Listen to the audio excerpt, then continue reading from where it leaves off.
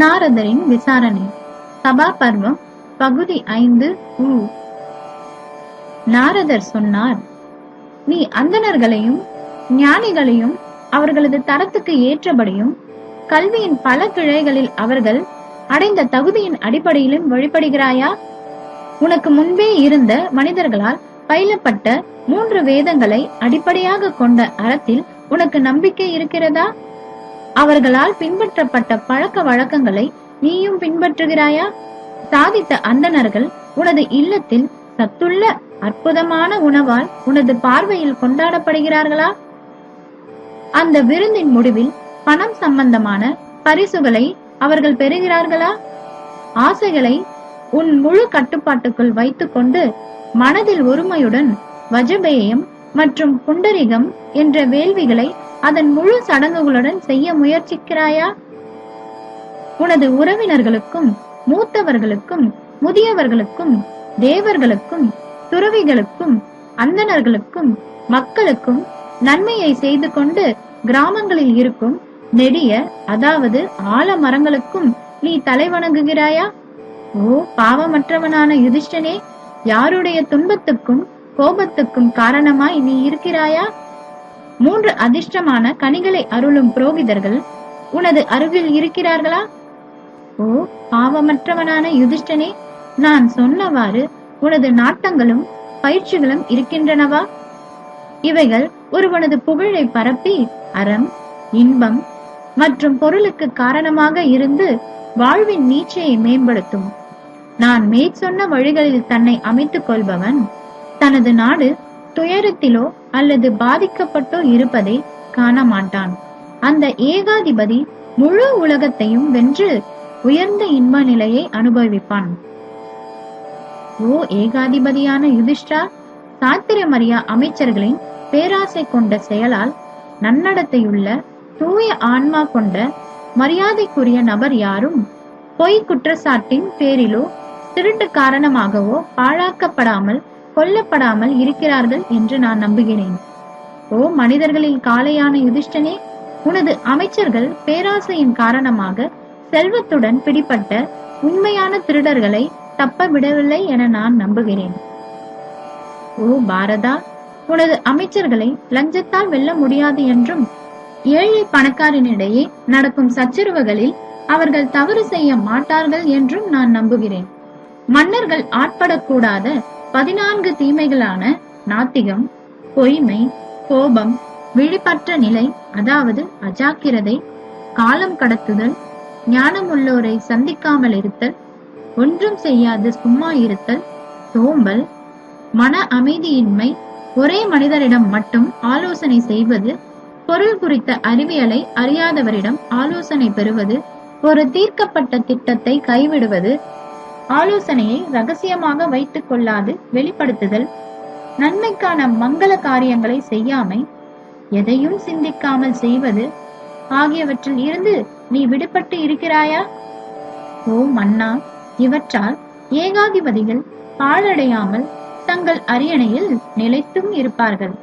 உனது வேத கல்வி, உனது செல்வம் மற்றும் சாஸ்திர ஞானம், திருமணம் ஆகியவை கனி கொடுத்திருக்கின்றனவா என்று கேட்டார் நாரதர். வைசம்பாயனர் தொடர்ந்தார். முனிவர் முடித்ததும் யுதிஷ்டன், ஓ முனிவரே, எப்படி வேதம், செல்வம், மனைவி, சாஸ்திர ஞானம் ஆகியவை கனி கொடுக்கின்றன என்று கேட்டான்.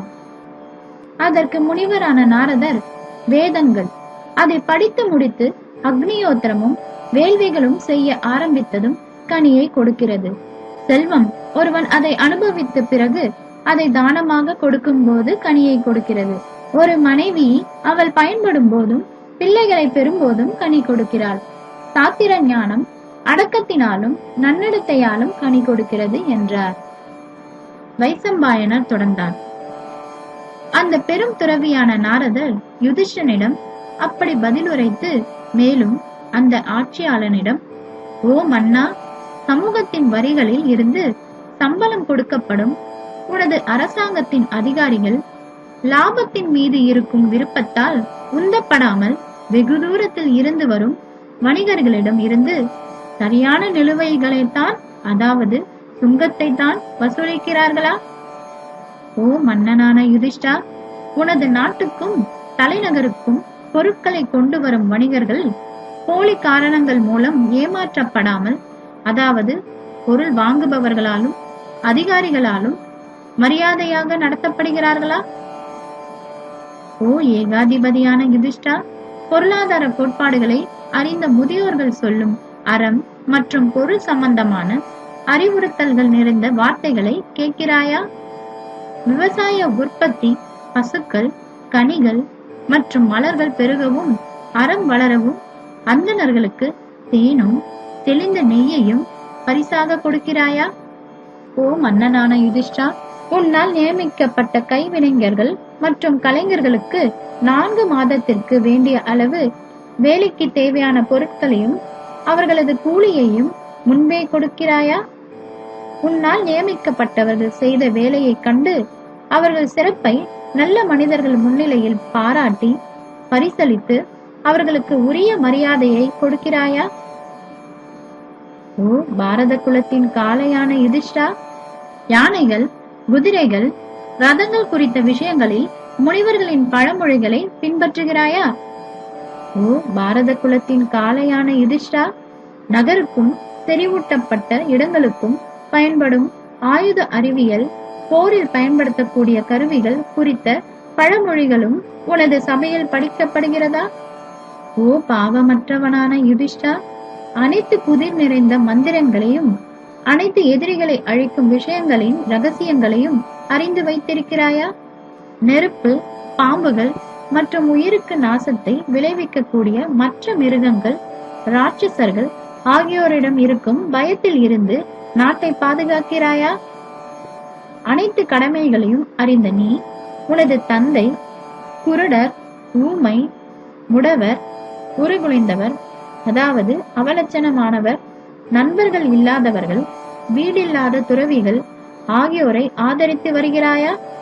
ஓ ஏகாதிபதி, உறக்கம், சோம்பல், அச்சம், கோபம், மனபலவீனம், காலம் கடத்துதல் என்ற 6 தீமைகளை வெளியேற்றி விட்டாயா? வைசம்பாயனர் தொடர்ந்தார்.